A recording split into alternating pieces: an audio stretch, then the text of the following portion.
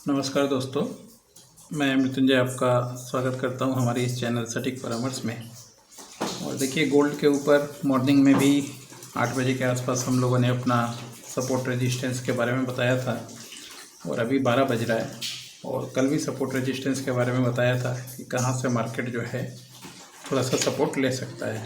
तो देखिए, बाज़ार जो है, मैं ये नहीं बोलूँगा कि मैंने जो बोला वही हुआ, मगर रेंज उसी के आसपास जो है मार्केट में घूम रहा है। क्योंकि जब भी आप टेक्निकल काम करना सीख जाएंगे या फंडामेंटल एनालिसिस सीख जाएंगे तो आपको बाज़ार का चाल समझने में दिक्कत नहीं आएगा।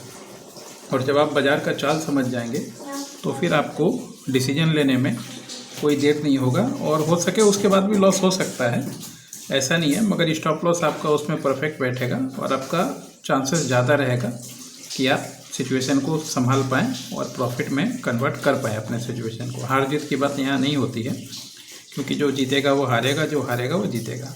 अब देखिए, 1,36,000 के आसपास हम लोगों ने सपोर्ट बताया था आप लोगों को कि 1,36,000 और 1,34,000 ये बताया था एकदम डीप।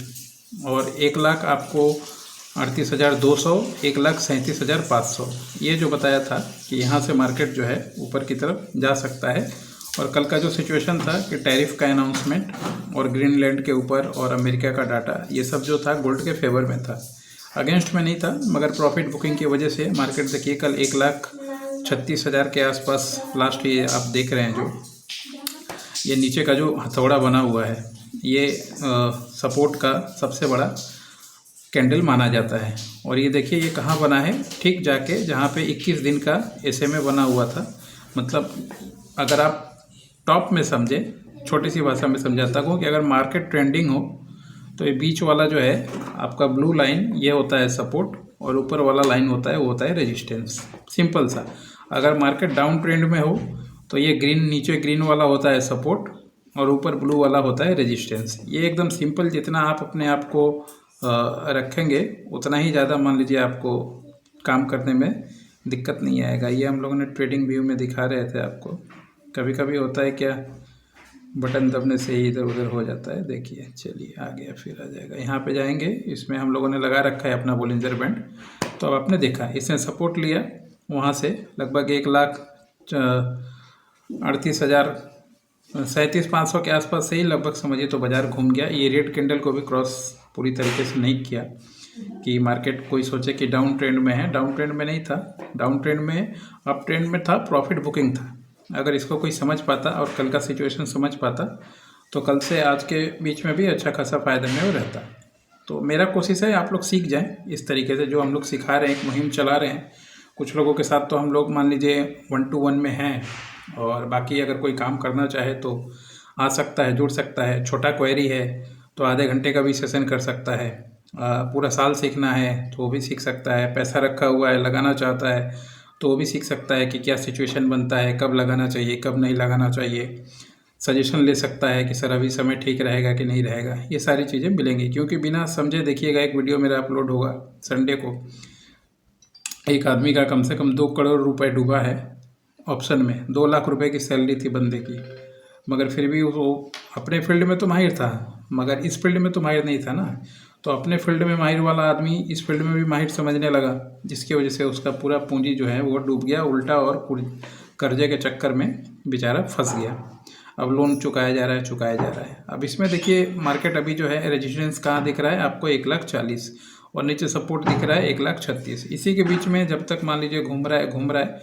अब ये डाउन ट्रेंड आएगा, कब आएगा ये आपको भी नहीं पता। जब तक मान लीजिए ये रेजिस्टेंस तोड़ के 1,34,34 का ना दिखाना चालू करे, तब तक मान लीजिए डाउन ट्रेंड का कोई बात नहीं है। ये आप ट्रेंड में एक अपॉर्चुनिटी के तौर पे ही है।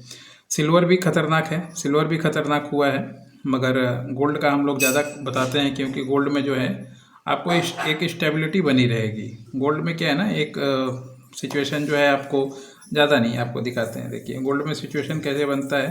देखिए गोल्ड में सिचुएशन 800 रुपये, 1200 रुपये, 1500 रुपये, यही मूवमेंट आता है। और देखिए चांदी का मूवमेंट देखिए, 4,000 रुपये।